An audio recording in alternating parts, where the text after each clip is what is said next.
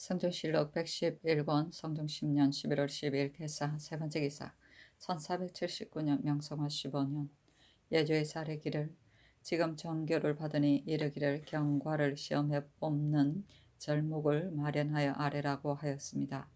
신등이 명경과를 상세히 참고해보니 사서와 오경을 강하는데 한성시와 향시에서는 약 이상을 뽑고 복시에서는 7통 2약을 뽑되 시기에 임하여 정원을 정하며 전시에서는 사서 중에서 1서와 오경 중에서 1경을 찌를 뽑아 강경으로 시험해서 좌차를 정하는 것이 이미 정해진 법령이 있습니다. 지금 마땅히 성균관시, 한성시, 향시와 회시에서는 법에 의거하여 강경으로서 뽑아 제술에 입격한 사람과 더불어 등급의 차례를 협의하여 경국대전의 정원수에 따라 시험해 뽑도록 하고, 전시는 강스를 제외시키고 제술만 시험하여 좌차를 정하는 것이 어떻겠습니까? 하니 그대로 따랐다. 약은 강서 시험의 성적 등급에서 중등을 말한다. 통, 약, 조, 불 네 가지가 있다. 찌는 강경할 때 강생들이 뽑는 대쪽, 그 대쪽에 강할 책의 글장의 첫 귀절이 적혀 있었다. 성종실록 111권 성종 10년 11월 13일 가보 첫 번째 기사 상참을 받다. 성종실록 111권 성종 10년 11월 13일 가보 두 번째 기사 경련에 나아가다.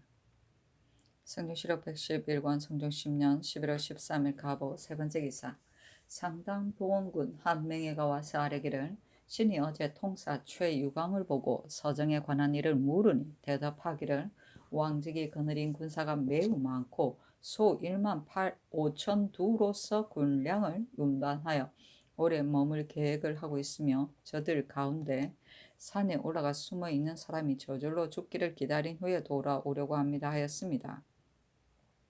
과연 이 말과 같다면 반드시 한 달 이상을 머물러 둔치고 있을 것이니 우리나라에서 강의 얼음이 얼어붙지 않았다고 주문한다면 반드시 신뢰받지 못할 것입니다.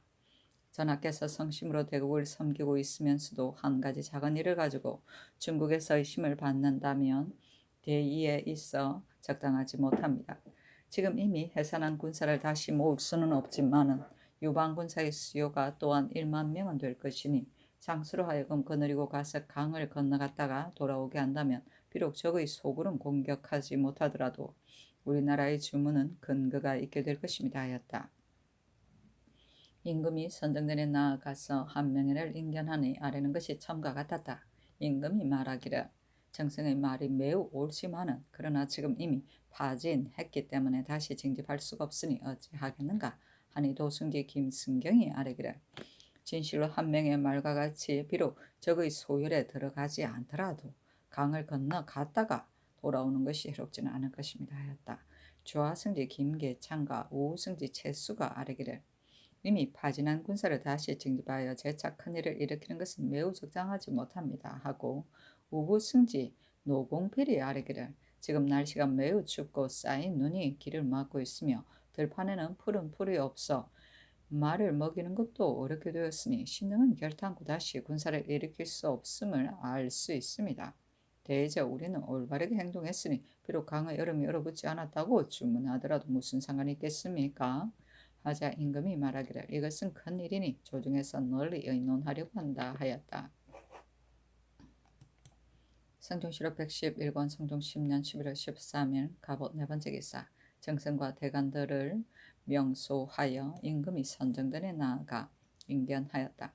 임금이 말하기를 경등이 한정승의 말을 들었는가 하니 정창소는 아뢰기를 한명의 말이 옳습니다. 신이 되풀이하면서 생각해보건대 우리 군사가 이전에 강을 건너지 않고 돌아왔으니 비록 강의 얼음이 얼어붙지 않았다고 주문하더라도 중국에서 어찌 이 말을 믿겠습니까? 반드시 우리나라가 속인다고 여길 것이니 비록 깊이 적지에 들어가서 토벌은 못하더라도 만약 군사를 거느리고 강을 건너가 무 위를 더 날리고 돌아온다면 우리가 주문하는 일이 반드시 근거가 있게 될 것입니다 하고, 심회는 아뢰기를 우리나라가 평상시에 지성으로 중국을 섬겨왔는데 지금 이 일로서 책망을 당한다면 전일의 정성은 흔적도 없이 될 것입니다 하고, 김국강은 아뢰기를 적재 깊이 들어가 톱을 하는 것은 형세가 어렵겠지만 강을 건넜다가 돌아오는 것은 좋겠습니다. 하고 윤필상은 아래기를 의소가 여러 도의 군사를 파하고 평안도의 군사만 거느리고 머무르면서 빨리 아래어 품지하였더라 하면 좋았을 것이지만 일이 이미 이와 같이 되었으니 장차 다시 어떻게 처리하겠습니까? 비록 이미 파한 군사를 다시 징집할 수는 없더라도 만약 유방 군사를 거느리고 A양보 등지에 들어가서 군대의 무위를 더 날리고 돌아온다면 중국 우리나라에서 군사를 내보낸 것을 알게 될 것이고 우리나라에서 주문하는 말도 근거가 있게 될 것입니다. 하고 노사시는 아래기를 지금 이미 군사를 파하였으므로 다시 징집할 수 없으며 유방군사는 대부분 날랜 병졸이 아니라서 만약 고단하고 약한 군사를 거느리고 그 험준한 곳으로 깊이 들어갔다가 마침 저들의 분노한 병졸을 침범하게 된다면 그 이해를 알 수가 있을 것입니다. 만약 우리나라에서 전혀 군사를 내보내지 않고 강의 얼음이 얼어붙지 않았다고 하여 주문한다면 잘못이 우리에게 있지만은 지금 대군이 이미 나가서 강가에 주둔하고 있었는데도 날씨가 오히려 따뜻하여 강물이 얼음이 얼지 않았으므로 비록 군사를 건너 보내려고 했으나 형세가 되지 않았으니 사실대로 주문한다면 무엇이 우리에 해롭겠습니까? 만약 그렇게 한다면 중국에서 비록 혹시 믿지 않더라도 우리나라에 있어서는 마음속에 부끄러움이 없을 것입니다. 만약 고의로 군대의 무위를 드날리기 위하여 강을 건너다가 곧 돌아와서는 이에 의가에 주문한다면 잘못이 우리에게 있으므로 전하께서 중국을 섬기는 정성에 어긋남이 있을 것입니다. 하고 홍응은 아뢰기를 지금 이미 군사를 파하였으니 다시 일으킬 수는 없습니다. 하였다. 임금이 측근의 신하를 돌아보고 이르기를 어떻게 하겠는가? 내 생각에는 노돈용의 말이 옳다고 여겨진다. 그러나 이 일은 지극히 크므로 다수의 의견에 따라야 할 것이니 경등은 각기 그 뜻을 말하라 하니 정창성은 아뢰기를 지금 강의 얼음이 얼어붙지 않았다고 하여 주문한다면 반드시 우리가 속인다고 여길 것입니다. 만약 사신을 보내어 꾸진다면 마땅히 무슨 말로서 대답하겠습니까? 하고 이극배는 말하기를 아뢰기를 정창손의 말이 매우 옳습니다. 비록 이미 파한 군사를 다시 징집할 수는 없지만은 유방 군사의 수요도 적지 않으니 이 군사를 거느리고 강을 건너가서 군대의 무위를 더 날리고 온다면 우리나라에도 손해가 없을 것이고 주문하는 데도 핑계가 있을 것입니다. 하고 김양경은 아래기라 강을 건너가서 군대의 무위를 더 날리고 사람을 보내 요동에 가서 그들에게 군사를 내보낸 것을 알도록 한 후에 군사를 돌이키고 주문하는 것이 옳을 것입니다. 하고 한계의와 건감은 아래기를 유방 군사를 거느리고 가서 강을 건너다가 돌아오는 것이 적당할 것입니다. 하고 세공은 아래기를 군사를 거느리고 강을 건너가서 적군의 머리를 베고 포로를 중국 조정에 바친다면 또한 통쾌하지 않겠습니까? 하고 박안성 이세필 구치고는 아래기를 지금 이미 군사를 파했으므로 시세도 어려우니 신의 생각으로는 강을 건너가는 것은 적당하지 못하다고 여깁니다 하였다. 임금이 말하기를 중대한 의리에 있어서 진실로 정성의 말이와 같이 해야 할 것이지만은 그러나 시세에 있어서는 매우 어렵겠도다 하였다. 노사시는 아뢰기를 지금 날씨가 아직 춥고 쌓인 눈이 정강이까지 빠져서 길이 통하지 않는다다가 들판에는 꼴이 없어 사람과 말이 모두 죽게 되었으니 형세에 부득이한 바가 있습니다. 또 직선 내에 만약 도망에 숨는 사람이 있으면 진실로 반드시 사로잡아서 포로로 바치도록 하라고 하였으니 반드시 군사를 일으켜서 톱을 하려는 것이 아닙니다. 지금 형세가 이와 같으니 사실대로 알리는 것이 무엇이 해롭겠습니까? 중국 조정에서 우리나라를 대우하는 것이 기내의 제후에 비교할 것은 못되고 기미로서 대우할 뿐이니 신의 생각으로는 반드시 이 일로서 사신을 보내어 책망하지는 않을 것이라고 여겼습니다. 옛날에 원나라에서 일본을 정벌할 때 우리나라에 도착하여 친히 군사를 내보낼 것을 독려했으므로 마지 못해 이를 따랐던 것인데 지금은 그때에 비교할 것이 아닙니다. 하고 한 개인은 아뢰기를 신이 지금 다시 생각해보건대 이와 같은 지독한 추위에 재차 군사를 일으켜 들어가서 공격한다면 평안도 한도는 버리게 될 것이니 만약 평안도 한도를 버리게 된다면 내년에 변경을 방비할 군사는 부득이 다른 도의 군사를 써야만 할 것입니다. 지금 다시 군사를 일으키는 것은 옳지 못할 듯합니다. 하고 한 명에는 아뢰기를 신도 반드시 군사를 일으켜서 강을 건너야만 된다는 것은 아닙니다. 마음속에 품 바가 있어 감히 아뢰지 않을 수가 없으므로 조정에 널리 의논하려고 한 것뿐입니다. 하고 윤필상은 아뢰기를 어유선은 이미 가는 길에 있으니 김교에게 명하여 유방군사를 거느리고 강을 건너갔다가 돌아오도록 하는 것이 좋겠습니다. 하였다. 임금이 말하기를 그렇다면 강을 건너야 한다는 의논이 많으니 많은 사람의 의논을 따르는 것이 좋겠는데 이는 마땅히 빨리 해야만 하므로 그 사목을 마련하여 아뢰도록 하라. 다만 시세가 매우 어려우니 만약 강을 건너게 된다면 마땅히 적군의 소효를 공격할 것이고 군대의 무위를 더 날리고 돌아온다고 하는 것은 매우 옳지 못하다. 국가에서 장수에게 명령하면서 먼저 군대의 무위를 더 날리고서 돌아오라고 말한다면 옳겠는가 하니 정창소는 아뢰기를 강을 건너간다는 뜻을 빨리 사람을 보내어 어유소에게 달려가서 계유하는 것이 옳겠습니다 하고 이 걱정은 아뢰기를 신이 듣건대 어유소는 이미 돌아와서 지금 숙천 등지에 도착하였고 나머지 군사는 현재 돌아오지 않았다고 합니다. 하고 김양경은 아뢰기를 강을 건너가 군대의 무위를 더 날리고서 그친다면 옳겠지만 반드시 그 적의 소유를 공격하려고 한다면 시세가 매우 어려울 것입니다. 하고 노사신은 아뢰기를 우리 군사가 이기지 못할 것을 확실히 알고 있으면서 반드시 강을 건너가려고 하는 것을 신은 이해할 수가 없습니다. 만약 고의로 군대의 무위를 더 날리고서 이것에 의거하여 주문을 한다면 중국을 속이는 것입니다. 하였다. 임금이 말하기를 우리 군사가 전쟁에 이기지 못하는 화는 작은 것이고 중국에서 견책하는 해는 큰 것이니 의리로서는 마땅히 강을 건너가야 할 것이다. 그러나 사람과 말이 모두 죽으리라는 것을 미리 알면서도 이를 보내는 것은 내가 차마 하지 못하는 바이므로 차라리 백성을 위하여 중국의 견책을 받는 것이 어떻겠는가 하니 측근의 신하들이 잠자고 있었다. 임금이 말하기를 차라리 백성을 위하여 중국의 책망을 받겠으니 우선 강을 건너간다는 의논은 정지하고 주문사를 가지고 갈 사목을 마련하여 아뢰라. 애민이다. 하였다. 정성들이 모두 물러가서 의논하여 아뢰기를 일 만약 들어가서 공격하는 일의 뜻을 묻거든 일체 주본에 의가에 대답한다. 일 만약 서울로부터 강까지의 거리가 며칠의 도정인가를 묻거든 대답하기를 평상시에는 20여일의 도정이고 빨리 간다면 16, 7일 정도 도정입니다. 라고 한다. 일 만약 어떤 군사를 징집했는가를 묻거든 대답하기를 시기가 급하기 때문에 본도와 서울의 군사를 합하여 1만 명이 됩니다. 라고 한다. 일 만약 묻기를 장수가 들어가서 공격하지 않으니 그대의 나라에서는 어떻게 이를 처리할 것인가 하거든 대답하기를 우리들이 본국을 떠나 출발할 때 장수가 그 당시 복명하지 않았으므로 공격하는 일은 모르고서 왔습니다. 라고 한다. 일 만약 묻기를 강의 얼음이 얼어붙지 않았다면 어찌 배나 부교 등을 사용하지 않았던가 하거든 대답하기를 강 양쪽 언덕에 얼음이 얼어 있으므로 배를 사용하기가 어려웠으며 부교는 우리나라에서 본래부터 만드는 법을 알지 못합니다. 또 야인 등이 변방을 자주 침범하므로 우리나라에서는 진시로 초멸하려고 했었는데 하물며 치교를 받았으니 만약 들어갈 만한 형세가 되었더라면 어찌 감히 도벌하지 않겠습니까? 라고 하는 등 일이 적당하지 않았다는 뜻을 주본에 의가해 여러 가지 방법으로 힘써 변명할 것이다 하였다. 품지는 임금께 상주하여 본부를 받다는 것이다. 기내는 천자의 직할의 지역이다. 기미는 외국의 내속이다. 부교는 배와 배를 잇대어 잡아매고 널빤지를 그 위에 깔다리를 만드는 곳 배다리를 말하는 것이다. 성종실록 111권 성종 10년 11월 14일 을미 첫 번째 기사 상참을 받다.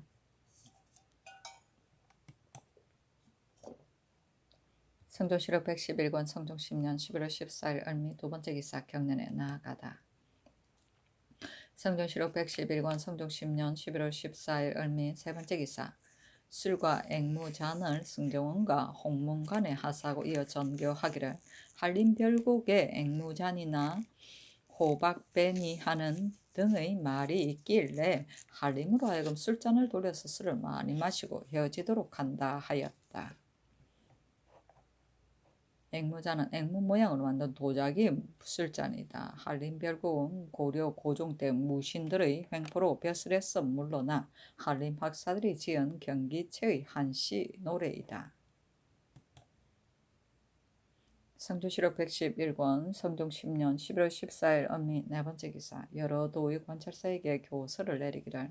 지금 날씨가 매우 추운데 여러 고을의 죄수들이 옥중에 오랫동안 갇혀 있으므로 추위에 죽을까 염려되니 경들을 신직하여 속히 결단하고 유체되지 말도록 할 것이며, 가벼운 죄수도 속히 판결하여 내보내도록 하며, 기묘한 일이 아니면 가동을 가두지 말라 하였다. 가동은 한 지방의 종으로서 법률을 위반하여 공사를 회피한 자를 대신해서 그 가동을 가두는 일이 있었다. 성조시록 111권 성종 10년 11월 14일 을미 다섯 번째 기사. 한하늘 통정대부 2조 차미로 하숙부를 가선대부 행 충청도 수군 절도사로 허희를 통정대부 행 정주 목사로 삼았다. 성조시록 111권 성종 10년 11월 15일 병신 첫 번째 기사. 경nen에 나아갔다. 강하기를 마치자 동지사 이파가 아뢰기를. 서경에 이르기를 하늘을 공경하고 순종하여 인시를 삼가 알려준다고 했는데, 우리 세종께서 간이대 혼천의 일령대 험경각 자경루를 설치하여 그 제도가 지극히 구비되었습니다. 그런데 신이 그늘에 듣건대 물시계의 물소리가 야전에는 드물다가 야후에는 잦다고 하니, 하룻밤 사이에 어찌 천시의 다름이 있겠습니까? 이것은 반드시 물시계를 맡은 사람이 그 직무를 그릇되게 하였거나, 그렇지 않았다면 횟수가 오래되어 차이가 생긴 것이니, 청근대 관상감의 관원을 불러 그 이유를 상세히 묻도록 하소서 하니, 임금이 말하기를 옳다 하였다.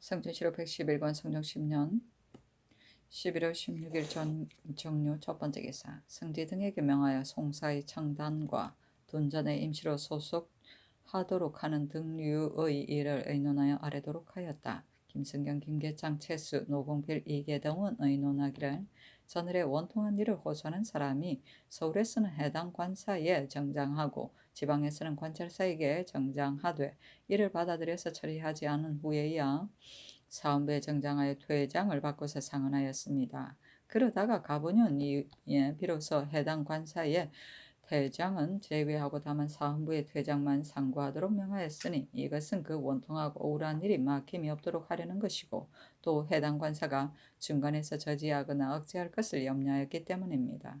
그러나 법이 제정되면 폐단이 생기는 것은 고금의 공통된 근심입니다.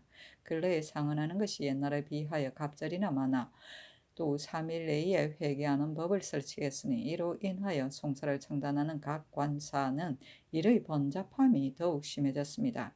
전례에 의하여 각기 해당 관사에서 퇴장을 받아 사헌부에 정장하면 사헌부에서 사송의 시비를 조사 핵실하며, 만약 청리할 만한 것인데도 해당 관사에서 잘못 변했다면 다시 해당 관사로 하여금 빨리 판결하도록 하고, 만약 응당 처리하지 못할 일의 퇴장은 상언하도록 하소서. 혹 기묘하지 않을 일을 가지고 여러 달이 지나기도 전에 여러 차례 진수하거나 혹은 마땅히 판결에 임하여 계문할 것인데도 상언한다고 빙자하여 고의로 시일을 끌어 지체하려고 하는 사람은 승정원에서 사유를 갖추어 보류시킨다면 해당 관사에서는 저지하고 억제시키는 폐단이 없게 될 것이고, 원통하고 억울한 일도 오랫동안 지체되는 근심이 없게 될 것입니다. 또 관리가 시를 끌어 지체시키는 것에 대한 법과 송사하는 사람의 신소가 진실하지 못한 것에 대한 법을 거듭 밝힌다면 소송에서는 송사가 저절로 거치게 될 것입니다. 또 당직을 위임하여 설치하는 것은 원통하고 억울한 일을 풀어주기 위한 것인데, 근래는 혹 기묘하지 않은 자질구레한 일을 가지고 댁을 가까운 곳에서 격쟁하기도 하니 분수의 지나침이 이보다 심한 적이 없었습니다. 지금부터 이후에는 격쟁하는 사람이 혹은 꿈에서 속이거나 혹은 절박한 일이 아닌 것을 본 형률에 2등을 더하여 논단하여서 간사와 거짓을 징계시키는 것이 어떻겠습니까? 돈전에 임시로 소속시키는 본뜻은 세력이고 강한 사람이 약한 사람의 전들을 거짓하고서 시를 끌어 지체하면서 송사에 나오지 않고 고의로 춘분을 기다려 백건에 따라 그대로 경작하다가 금년에 이와 같이 하고 내년에도 이와 같이 하니 약한 사람이 판결을 받을 날이 없기 때문이었습니다. 그러므로 둔전에 임시로 소속되는 시키는 법을 편의에 따라 제정하여 세력이 강한 사람으로 하여금 시기에 미쳐 송사에 나오도록 해서 해당 관사로 하여금 모두 판결을 하도록 했으니 이것은 강자를 누르고 약자를 돕는 좋은 뜻입니다. 그런데 지금은 관리들이 공전을 소속시켜 자기가 쓰는 것을 이롭게 여겨 강자와 약자를 구분하지 않고 종래의 시비도 묻지 않고 한결같이 둔전에 소속시킨 후에는 시를 끌어 지체하면서 판결하지 않으니 이로 인하여 간사한 무리들은 다른 사람이 오랫동안 경작하던 전들을 거짓으로 꾸며대어 고발해서 고의로 공전에 소속시키도록 합니다. 이것은 다만 강자를 누르고 약자를 돕지 못할 뿐만 아니라 도리어 간사한 사람의 꾀에 빠지게 되어 관리들의 탐욕을 또 증가시키게 되는 것입니다. 지금부터는 한결같이 조중조의 백건의 법에 의거하여 시를 끌어 지체하면서 판결하지 않는 죄를 거듭 경계시키는 것이 어떻겠습니까? 하였다. 송사를 결단하는 일은 정창선의 의견에 따랐으며 둔전에 임시로 소속시키는 일은 손순효의 의견을 따랐다. 그에게는 임금의 하문에 의하여 심의하여 상주합니다. 성종실록 111권 성종 10년 11월 16일 정묘 두 번째 기사 이조판서 서거정이 글을 올려 사적하기를 신은 타고난 성품이 어리석고 사물을 이행하는 것이 오활한데도 다만 문필의 졸렬한 재능으로서 열성의 지우를 잘못 받아 높은 관질에 갑자기 승진하게 되었으니 항상 복이 지나치면 재앙이 생김을 걱정하여 근심과 두려움이 매우 간절했는데 지금 높은 지위에 발탁되어 전조에 대죄하고 있으므로 분수에 있어 실로 지나친 일입니다. 다만 신의 나이가 노쇠하여 질병이 끊이지 않아 번잡한 사무에 대처하고 바쁜 사무를 다스리는 데 감당할 수가 없습니다. 하물며 본조는 곧 주나라의 천관과 같고 판서는 곧 역대의 상서와 같아 육경의 장이므로 옛물을 주의하고 백관을 진퇴시키니 신과 같이 녹록한 사람이 능히 그 직책을 다할 수 있는 자리가 아닙니다. 신이 삼가 명령을 받고 돌아와서 즉시 사절하려고 했지만은 천정을 모독할까 두려워서 말하기를 주저한 지 며칠이 되었습니다. 지금은 몸이 쇠약해져 병이 날로 위독하니 비록 부지런히 힘써 직무에 종사하고 있지만은 물러와서 생각해보면 전주가 적당함을 잃어 성상의 사람을 잘 알아보는 밝음에 누후를 끼치는 듯하여 잠자고 밥 먹는 것이 편안하지 못해 깊은 못을 내려다보고 얕은 얼음을 밟는 듯하여 어찌할 바를 모르겠습니다.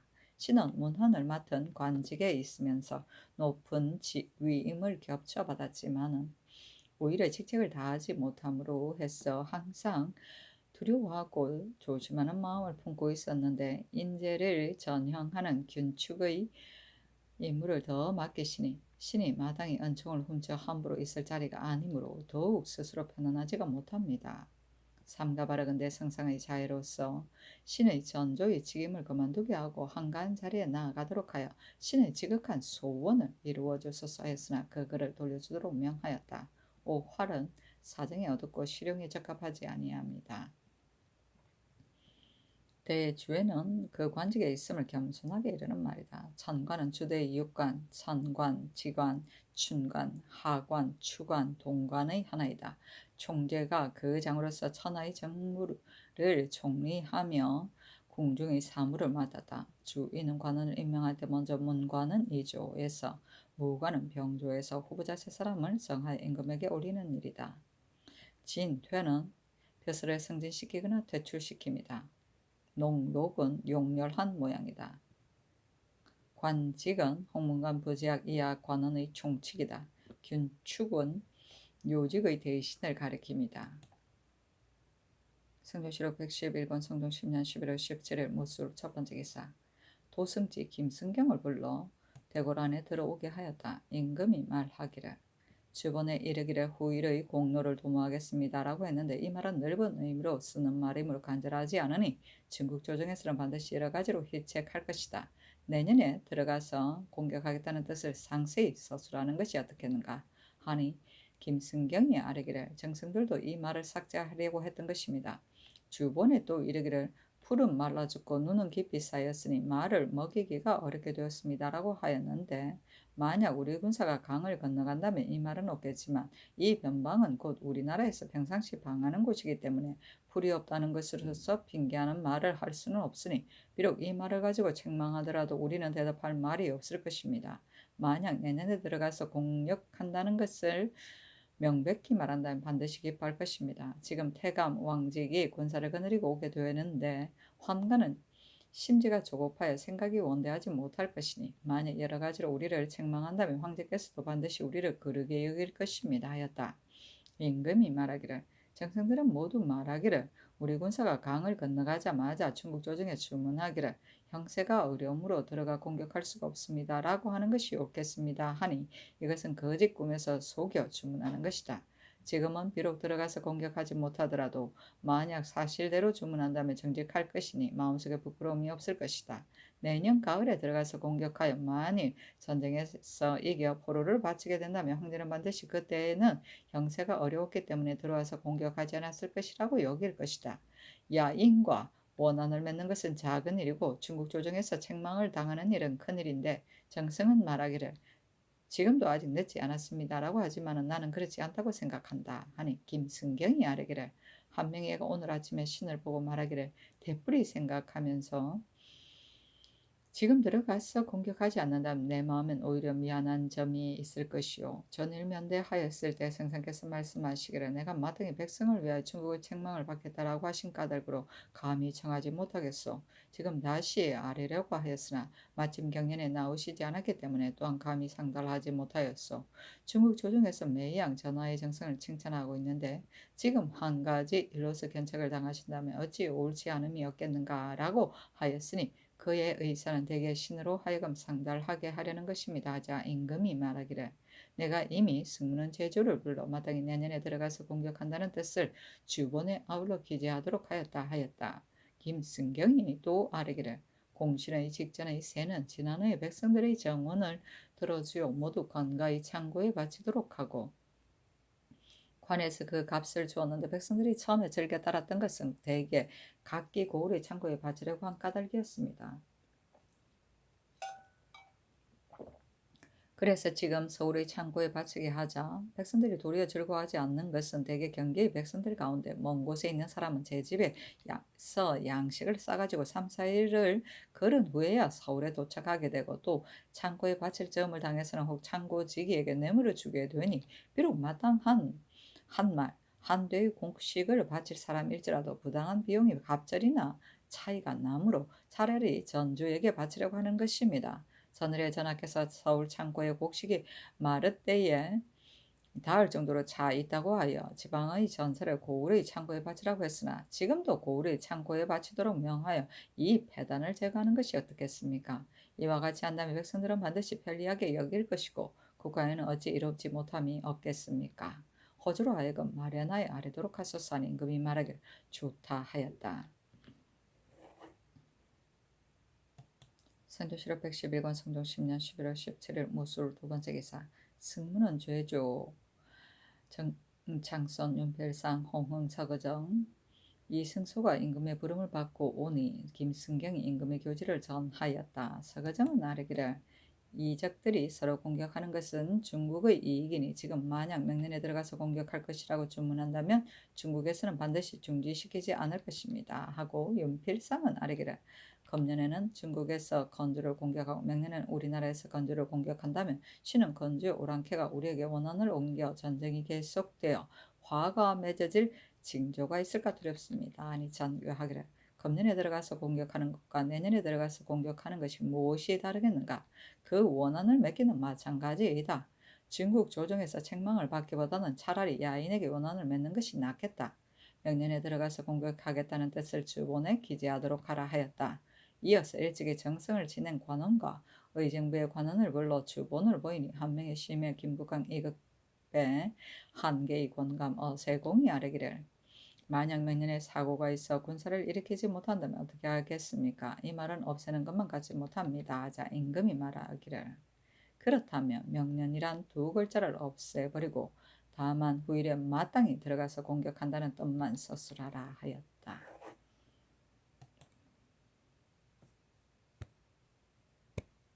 성종실록 111권 성종 10년 11월 18일 귀에 첫 번째 기사. 경년에 나아갔다. 강하기를 마치자 대상 김양경이 아뢰기를. 정서대장 어유수가 처음에 1만 명의 군사로 나가서 강가에 진을 치고 있으면서 적의 소율에 들어가지 않고는 이에 말하기를 강의 얼음이 얼어붙지 않았기 때문에 군사를 건너보내기가 어렵다고 하면서 품지하지 않고 제멋대로 군대를 파했으니 그를 처벌하기를 청합니다. 하니 임금이 말하기를 국경 안에 있으면서 제멋대로 군대를 파했으므로 비록 죄가 있다고 할 수 있겠지만은 그러나 반드시 형세를 보고서 그렇게 한 일일 것이다. 어찌 생각지 않고서 이런 일을 했겠는가 하였다. 김양경이 아뢰기를 강을 건너갔다면 그 전진과 후퇴가 장군에게 달려있지만 지금 강을 건너가지 않았으니 어찌 능히 제 마음대로 전진하고 후퇴할 수가 있겠습니까? 역마를 달려보내어 아른다고 해도 7, 8일의 노정에 불과할 것인데 제 멋대로 군대를 퇴각시켰으니 이와 같은 데도 징계하지 않는다면 어떻게 뒷사람을 징계하겠습니까?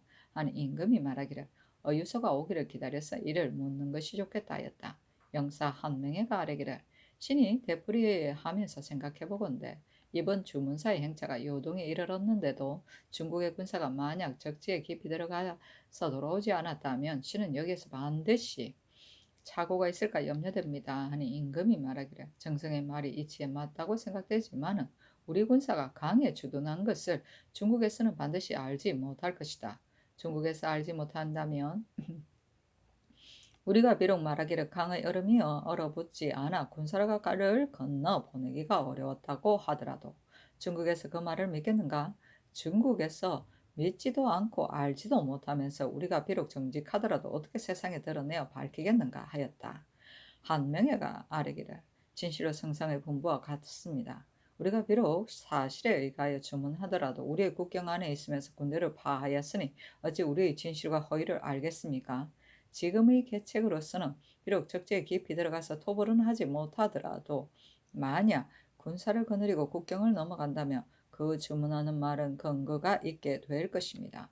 또 통사 최유광의 말에 왕직이 거느린 군사가 매우 많았으며 또 소 1만 5천 마리로 군량을 준비하여 오래 머무를 계획을 한다고 했는데 만약 중국의 군사가 돌아오지 않는데도 주문이 일찍 이르게 된다면 중국에서는 더욱 믿지 않을 것입니다. 전하께서는 성심으로 중국을 섬기고 있는데 지금 중국에서 신임을 받지 못한다면 신은 중국을 섬기는 성심에 잘못이 있을까 염려하고 있습니다.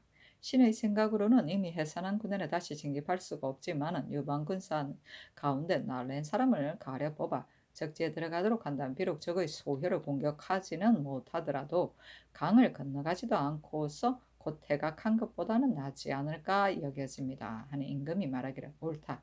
병졸은 3,000명을 뽑았어야만 되겠지만은 비록 3,000명에 차지 않더라도 괜찮을 것이다. 또 허종과 같은 사람은 능히 장수가 될 만한데 지금 어디에 있는가 하였다. 조하승제 김계창이 아뢰기를 허종은 지금 조모의 상중에 있습니다. 아니 임금이 말하기를 그를 기복시켜 들여보내도록 하고 또 먼저 사람을 평안 절도사에게 보내어 다시 들어가 공격한다는 뜻을 유시하도록 하라 하고 또 말하기를 내가 동부승지 이계동을 보내려고 하는데 어떻겠는가 하였다. 이어 이계동을 불러 이르기를 내가 장차 다시 건주이를 공격하려고 하니 그대가 평안도에 가서 절도사 김교와 더불어 유방군사를 뽑아 기다리도록 하라 하고 이나에 이계동에게 초구 일령을 하사하였다. 임금이 허종에게 병이 있다는 말을 듣고 주하이정 윤필상을 도원수로 삼고 절도사 김교를 부원수로 삼았다. 성조실록 111권 성종 10년 11월 18일 기해 두 번째 기사 주강에 나아가다. 시간관 성숙이 아뢰기를 지금 날씨가 매우 추워 쌓인 눈은 길을 막고 들판에는 꼴이 없으니 만약 우리나라에서 전혀 군사를 내보내지 않았다면 잘못이 우리에게 있지만은 지금 대군이 이미 나가서 강에 유둔하고 있었는데도 때마침 강물에 얼음이 얼지 않았기 때문에 형세가 부득이하여 군대를 파하고 바로 돌아왔으므로 사실대로 주문하는 것이 또한 옳지 않겠습니까? 이와 같이 하고서도 중국에서 비록 혹 믿지 않는다면 우리나라에 있었어야 무슨 부끄러움이 있겠습니까? 지금 비록 재차 군사를 일으켜 들어가서 정벌 하더라도 신은 결단코 들어갈 수 없음을 알겠습니다. 하니 임금이 말하기를 내가 어찌 대의를 생각하지 않고서 함부로 큰일을 일으키겠는가? 의논은 이미 정해졌으니 거칠 수가 없다 하였다. 성조실록 111권 성종 10년 11월 18일 기일 세 번째 기사 사헌부 장령 구치곤이 와서 아뢰기를 북방의 땅은 가을이 오기 전에 서리가 먼저 내리고 겨울이 오기 전에 먼저 추워지는데 하물며 궁엄의 시일을 당하여 층애와 절벽에 얼음이 매달려 있고 눈이 막혀 있어 사람이 어깨를 나란히 하고 갈 수 없고 기병이 줄을 쓸 수가 없으므로 사람은 넘어지고 말도 쓰러져서 반드시 싸워보지도 못하고서 죽을 것입니다. 참건대 재차 군사를 일으키지 마라. 우리 사절의 생명을 보존하소서 하니 임금이 말하기를 큰일이 이미 정해졌는데 어찌 자질구레하게 이를 말하고 있는가 하였다. 궁음은 연말이다. 층에는 바위가 겹겹이 쌓인 언덕을 말한다. 성조실록 111권 성종 10년 11월 18일 기해 네 번째 기사 임금이 서거정에 나아가 윤필상과 정창손 한 명의 홍응 서거정 이승소 이극정을 인견하고 서정에 관한 일을 의논하였다. 임금이 윤필상에게 이르기를 이번에 이 서정은 오로지 정승의 지휘에 달려 있다 하니 대답하기를 신이 감히 힘을 다하지 않겠습니까마는 그러나 성공과 실패, 이익과 손해는 미리 헤아릴 수 없는 바입니다. 다만 강의 얼음이 얼어붙지 않아 들어가 정벌할 수가 없었다고 하면 말이 매우 이치에 맞지 않습니다. 그러므로 의유소가 하직할 때 신이 마침 입시하고 있었는데 의유소가 얼음이 얼어붙지 않은 것을 구시로 삼기에 신이 의유소에게 이르기를 만약에 얼음이 얼어붙지 않았다면 부교를 만들어 들어가야만 할 것이다 라고 했으나 의유소는 신의 말을 듣지 않고서 군대를 파하고 돌아왔습니다. 그러나 의유소는 정벌에 여러 번 종사했으나 신과 같이 잔약하고 용렬한 사람이 아니므로 반드시 형세를 살펴보고 옳음을 알고서 퇴각했을 것입니다. 다만 칙서에 응하여 적을 토벌한다는 것은 이미 요동에 자문을 보냈는데 지금 군대를 파했다고 주문하는 것은 실로 온당하지 못합니다. 만약 강의 얼음이 얼어붙지 않았으며 눈이 깊이 쌓이고 풀이 말라 죽은 것을 가지고 핑계를 삼는다면 풀이 마른 것은 가을에 있는 일이어서 지금은 그 시기가 아니고 눈이 깊이 쌓이면 얼음이 반드시 얼어붙게 되므로 그 말의 앞뒤가 서로 어긋나서 맞지 않습니다. 되풀이하면서 이를 생각해보니 도리 이상 당연히 들어가서 공격해야 될 것입니다. 하였다. 임금이 말하기를 이와 같은 등류의 말은 이것이 중국의 조정을 속이는 것이어서 매우 옳지 못하다. 또 며칠이면 적의 경계에 이르게 되겠는가? 하니 윤필상이 아뢰기를 신이 정해년의 주장으로서 4일 만에 강가에 이르게 되었는데 지금은 능히 이같이 이르지 못할 것입니다. 다음 달 보름 전에는 들어가서 공격할 수 있을 것입니다. 하였다. 임금이 말하기를 군사를 거느리고 돌아온 후에 내가 병주를 낱낱이 조사하려고 한다. 아니 윤필상이 아뢰기를 진실로 마땅합니다. 신의 입은 행군에 군사를 보존하여 돌아올 것인가는 깊이 알 수가 없습니다. 만분의 하나라도 싸움에서 진다면 감히 사실대로 아뢰지 않겠습니까마는 그러나 반드시 병주를 낱낱이 조사하도록 해야만 그 허실을 알 수 있을 것입니다. 하였다. 임금이 말하기를 누구를 시켜 일을 하겠는가 하니 윤필상이 아뢰기를 상상의 뜻으로 짐작하여 일을 처리하는 데 달려 있습니다. 하였다. 임금이 말하기를 이 계동이 좋겠다 하니 이승소가 아뢰기를 중대한 인물을 정승에게 위임하고서 또 승지로 하여금 군사를 낱낱이 조사하도록 하는 것은 온당하지 못한 듯합니다. 하였다. 서거정이 아뢰기를 우리 군대가 비록 적의 경계에 들어가더라도 만약 눈이 깊이 쌓여 중도에서 돌아온다면 어떻게 중국 조정으로 하여금 이를 알도록 하겠습니까? 하니 임금이 말하기를 비록 알리지는 못하더라도 스스로 반성하여 올바르면 그것도 좋은 것이다. 또 중국 조정의 병들이 적과 싸워서 이길는지 질는지 알 수가 없다 하였다. 윤필상이 아뢰기를 왕직이 일만의 병조를 거느리고 작은 오랑캐를 진압하게 되니 형세는 반드시 이기게 될 것입니다. 하니 임금이 말하기를 왕직은 반드시 황제께서 신임하는 바일 것이다. 그렇지 않고서 어떻게 많은 병조를 주어 적을 토벌하게 하겠는가 하자 윤필상이 아뢰기를 신이 일찍이 북경에 들어가서 들었는데 왕직은 황제에게 총애를 받아 안으로는 궁금의 일과 밖으로는 국의 사무까지 장악하지 않은 것이 없다고 합니다. 하였다. 임금이 말하기를 그가 실패를 당하지는 않았는가 하니 대답하기를 황제께서 상을 준 것이 매우 넉넉하여 가게가 풍족하고 대개 청렴하다는 명망이 있으니 이것이 그가 실패하지 않은 까닭입니다 하였다. 김승경이 아뢰기를 군사를 거느리고 돌아온 후에 마땅히 조관을 보내어 군대를 위로해야 될 것입니다 하였다. 윤필상이 아뢰기를 정해년에는 세조께서 관원을 보내어 길에서 위로한 적이 3번이나 되었습니다 하니 임금이 말하기를 전일에 이미 평양부에 명령하여 잔치를 베풀었고 지금 또한 이와 같이 할 것인데 별도로 재상을 보내어 이를 위로하도록 하는 것이 좋을 듯하다 하였다. 윤필상이 이 계동을 거느리고 들어가 정벌하기를 청하니 임금이 말하기를 이미 이 계동에게 명령하여 다음한 병졸과 말을 징벌하도록 했으니 또 들어가서 정벌하도록 명령할 수는 없다 하였다. 윤필상이 아뢰기를 내 신에게 명하여 병조를 징집하게 하는 것이 매우 좋겠습니다. 정해년에는 신이 우참찬으로서 권맹이는 승디로서 함께 입시했더니 세조께서 권맹이에게 명하여 가서 군사의 말을 징집하도록 하고 이어서 신에게 명하여 정벌에 나가도록 했으니 대개 내 신을 보낸다면 모든 일이 쉽사리 이루어질 것입니다. 또 신은 이미 늙었고 김교도 장년을 지났지만 이 계동은 무용이 있으니 전하께서 장차에 큰 임무를 이 사람에게 맡기려고 한다고 하면 늙은 신하와 더불어 함께 쓰는 것이 좋을 것입니다. 하니 임금이 말하기를 직무가 성지에 있는 사람은 전쟁터에 나가는 것이 온당하지 못하다 하자 연필상이 아뢰기를 신도 내 신으로서 정벌에 종사하는 것이 무엇이 해롭겠습니까 하면서 굳이 청했으나 들어주지 않았다.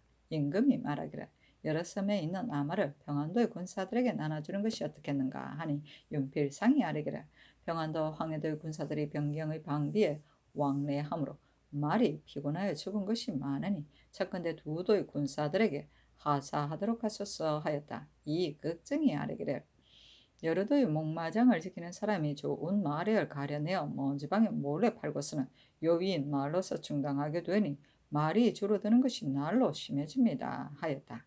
연필상이 아뢰기를 군사상의 정무는 말보다 급한 것이 없습니다. 옛날 사람들은 나라의 부강을 물으면 말의 수를 헤아려 대답했는데 지금 여러 섬의 목장에 한필의 좋은 말도 없으니 크게 염려할 만한 일입니다 하니 임금이 말하기를 말을 기르는 절목을 서로 의논하여 아뢰도록 하라. 여러 가지 방법으로 시험한다면 반드시 좋은 것이 있을 것이다 하였다. 성조실록 111권 성종 10년 11월 18일 기해 5번째 기사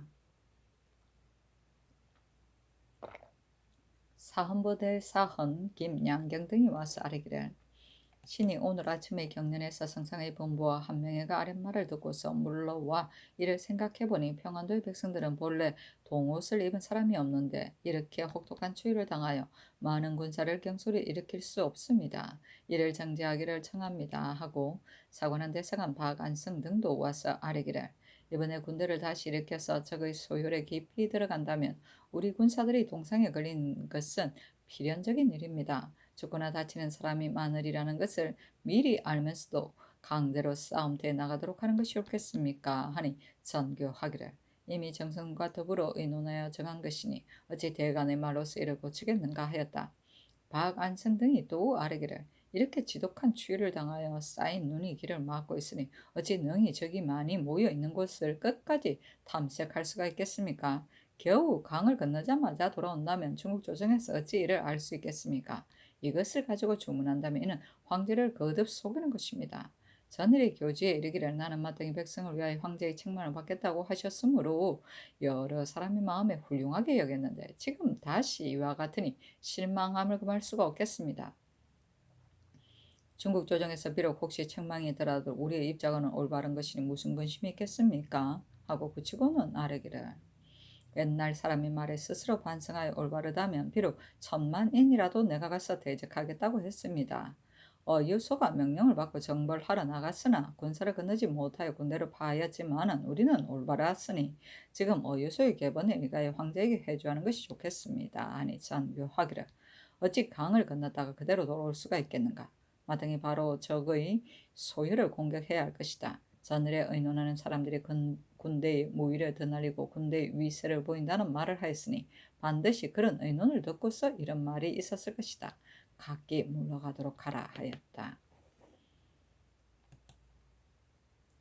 성조실록 111권 성종 10년 11월 18일 기해 여섯 번째 기사 도원수 윤필상에게 초구 일영 각궁세장 대전 일부 건복구와 궁전모 각기 2부 유둔 2개 궁현 신매 결궁 녹비 5장 갑주 일부 장전 편전 각 2부씩을 하사하였다.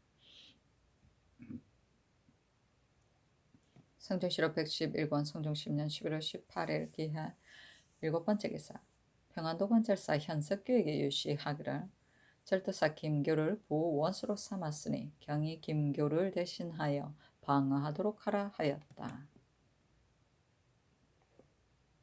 성종실록 111권 성종 10년 11월 18일 기해 여덟 번째 기사 평안도 도원수 윤필상에게 교실이 이를 내리기를 왕실에 사고가 있으면 방백과 연수가 제후에 군사를 거느리고 군주가 원한을 품은 자에게 대항하는 것은 옛날의 제도이다. 지난번에 건주의 오랑캐가 여러 번 중국을 침범하여 하늘이 하는 주벌을 범했으니 황제께서 이에 크게 노하여 장수에게 명령하여 토벌을 하도록 하고 특별히 우리나라에 사신을 보내어 출병을 청하여 성원을 하게 하였다. 그러므로 즉시 의유소에게 명하여 삼도의 병졸 2만명을 뽑아 거느리고 정벌하러 가도록 했는데 강의 얼음이 얼어붙지 않았다는 구시로 군대를 파하고서 돌아왔던 것이다. 이것이 비록 부득이한 데서 나왔지만은 그러나 장차 들어가 공격한다는 일은 요동의 자문을 보낸 일로 인하여 이미 천자의 조정에 진달되었던 것이다. 지금 강의 얼음이 얼어붙지 않았다는 작은 일로서 들어가서 공격하지 않고 군사를 퇴각시키는 것은 마음에 편안하지 않으며 의리에도 바르지 못하다. 먼저 내신 이 계동을 보내어 병조를 뽑도록 하고 특별히 명하여 경을 도원수로 삼고 평안도 절도사 김교를 부원수로 삼아 가서 정벌하여 황제의 명령에 응하도록 하였다. 도성 밖의 일은 본래 장군의 지위가 있으니 먼 곳에서 처리할 수는 없다. 관할하는 부원수 이하의 관원과 본도의 관찰사와 수령 등의 명령을 따르거나 명령을 따르지 않는 것은 경의 처치에 맡기니 경은 힘써 하도록 하라 하였다.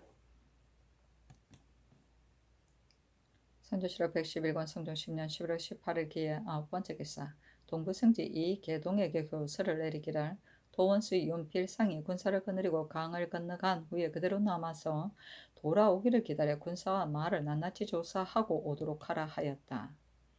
성종실록 111권 성종 10년 11월 18일 기해 열 번째 기사 평안도 관찰사 현석규와 절도사 김교에게 교서를 내리기를 지난번에 치기를 바꿔서 의유소에게 명하여 본도와 영안도 황해도의 병조를 거느리고 건주 위에 가서 정벌하도록 했는데 강의 얼음이 얼어붙지 않은 것으로 인하여 군사를 파고 돌아오게 되었다. 지금 지독한 추위를 당하여 재차 군사를 일으켜 들어가서 정벌하는 것을 내가 어찌 하기를 즐거워하겠는가마는 그러나 이미 병조를 징집하여 정벌하러 간다고 요동에 자문을 보내었으니 이것은 중지할 수가 없다. 특별히 동부성지 이계동에게 명하여 병부를 가지고 가도록 했으니 경은 이계동과 더불어 연변 여러 층의 방어하는 군사 중에 날랜 사람을 뽑아내어 기다리게 하라 하였다.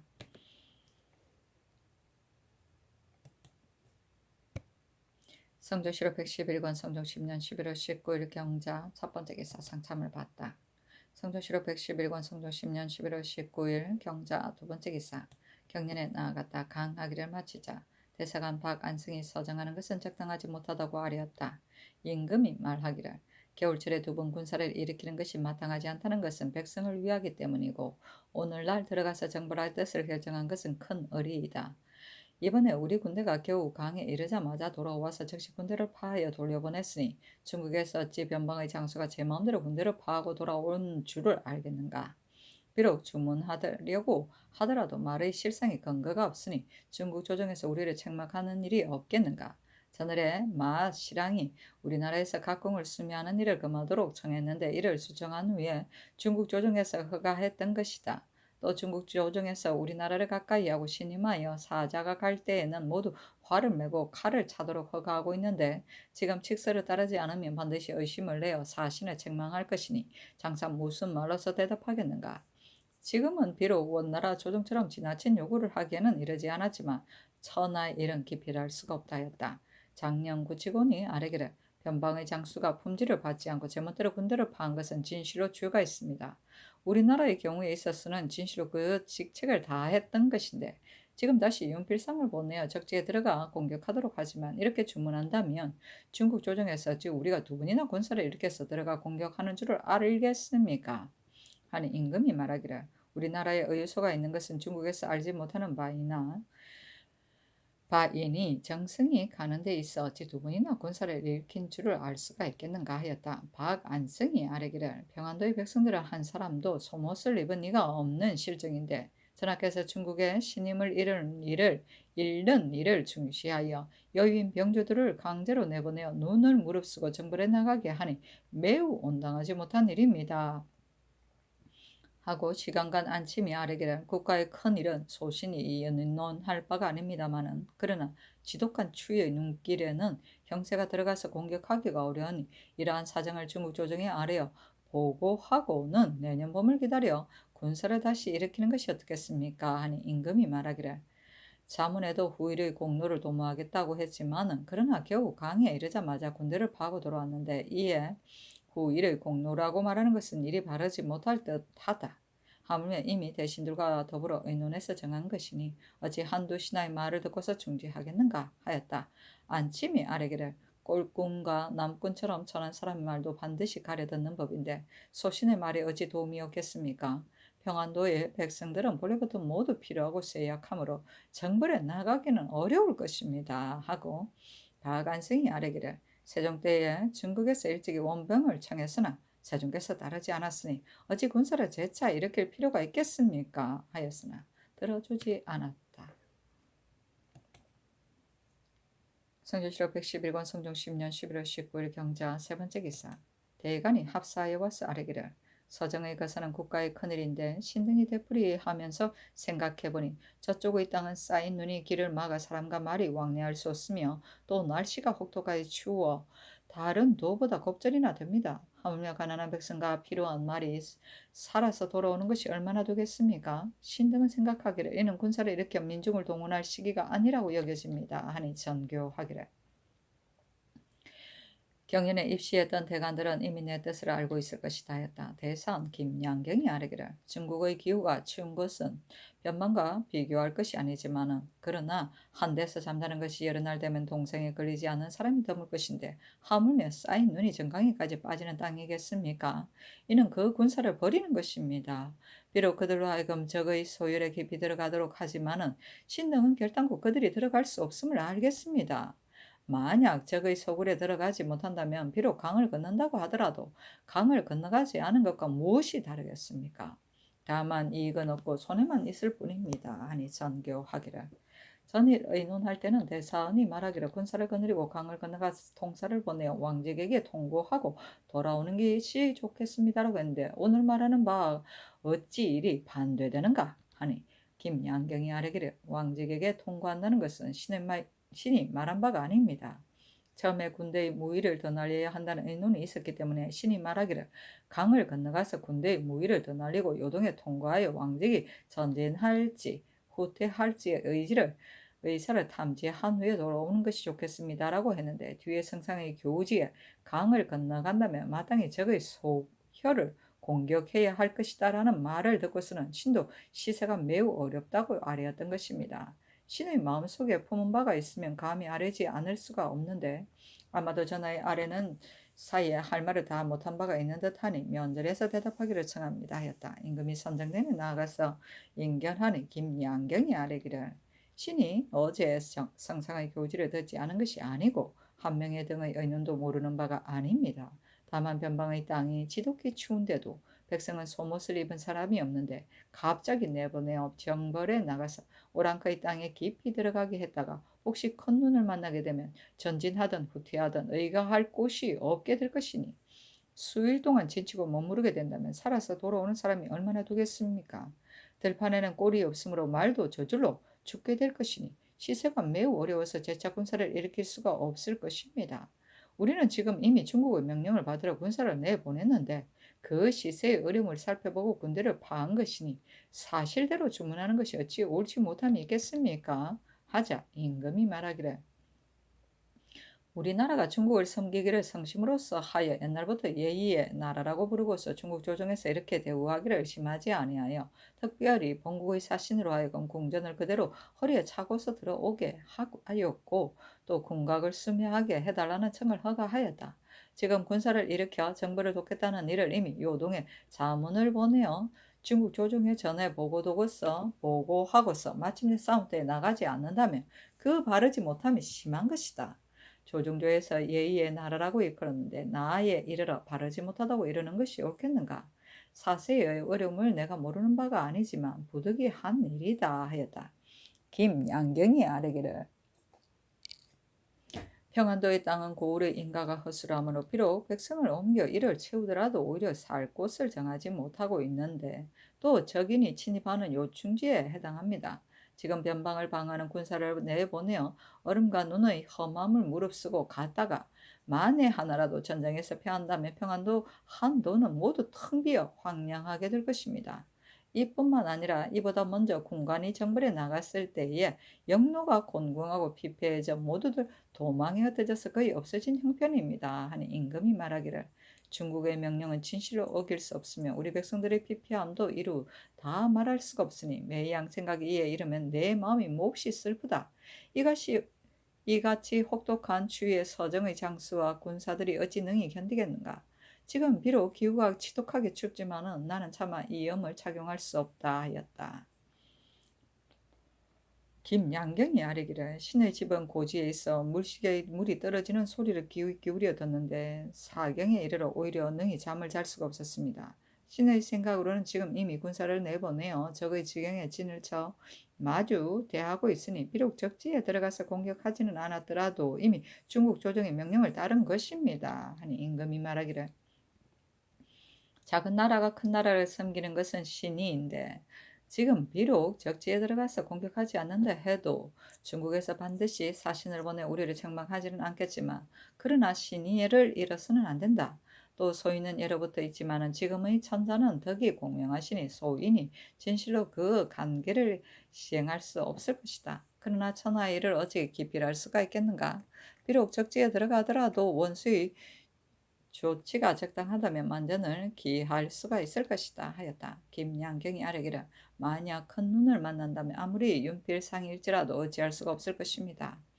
하고 구치곤이 아뢰기를 이번에 이 거사는 중국에서 이를 듣더라도 반드시 겨울철에 군사를 일으키는 것을 그르게 여길 것입니다. 하니 임금이 말하기를 이미 앞뒤에서 공격하라고 칙서로 명령했는데 어찌 그렇게 여기겠는가 하였다. 김양경이 아뢰기를 중국에서 적지에 들어가 정벌하는 것이 8, 9월에 해당한다면 적당한 시기이겠지만 적당한 시기가 아닌데도 먼 곳에까지 군대를 내보낸 것은 그 실수가 또한 큰 편입니다. 어찌 반드시 이를 따르겠습니까? 임금이 말하기를 내 계산으로는 야인은 왕사가 들어와서 공격함을 당하면 우리나라에서 앞뒤로 공격할 것을 두려워 반드시 사람을 보내 이를 엿볼 것이다. 그러니 비록 적지에 깊이 들어가서 공격하지 않더라도 만약 염탕하여 엿보는 사람을 만나 이를 사로잡아 중국에 바치게 된다면 책임은 면할 수 있을 것이다 하였다. 김양경이 아뢰기를 이는 만분의 일의 요행을 바라는 것이니 옳은 계책이 아닙니다. 하니 임금이 말하기를 이것만 해도 다행한 일이다 하였다.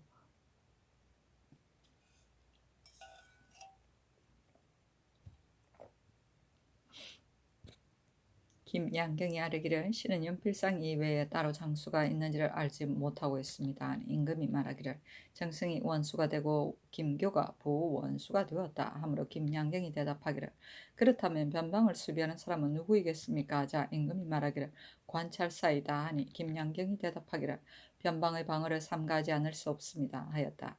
도승지 김승경이 아뢰기를 윤필상이 말하기를 선교달과 이습기 중 한 사람을 남겨서 변진을 수비하여 뜻밖의 병고를 방비하겠다고 합니다. 하니 임금이 말하기를 좋다 하였다. 대간이 모두 물러가니 김승경이 아뢰기를 서정하는 군사에게 동옥과 이염을 만들어 주도록 명했는데 지금 영로가 쇠잔하고 피폐하여 이를 운반하기가 실로 어려우니 창간대 평안도에 쌓아둔 면포로서 또한 만들어 주도록 하소서. 하니 임금이 말하기를 영로가 공궁하고 피폐하게 된 것은 진실로 슬퍼할 만한 일이지만 이것도 백성을 위한 것이니 어찌 운반하기를 꺼리겠는가 하였다. 이보다 먼저 승정원이 전교하기를 이번 전벌에 나가는 군대는 군사를 재차 일으켜 적지에 깊이 들어가게 되었으니 노고가 아주 심하다. 내가 부득이 군사를 재차 일으킨 의리를 다 이루고 돌아온 후에는 마땅히 각기 동옷 1년과 이염 1벌을 내려주도록 하며 그 중에 공로가 있는 사람에게는 모두 말을 주어서 그 노고에 보상하려고 한다 하였다. 뜬 까닭으로 김승경의 이 아렘이 있게 되었다. 이 엄은 관복을 입을 때 사모 밑에 쓰는 모피로 만든 방한구 귀덮개를 말한다.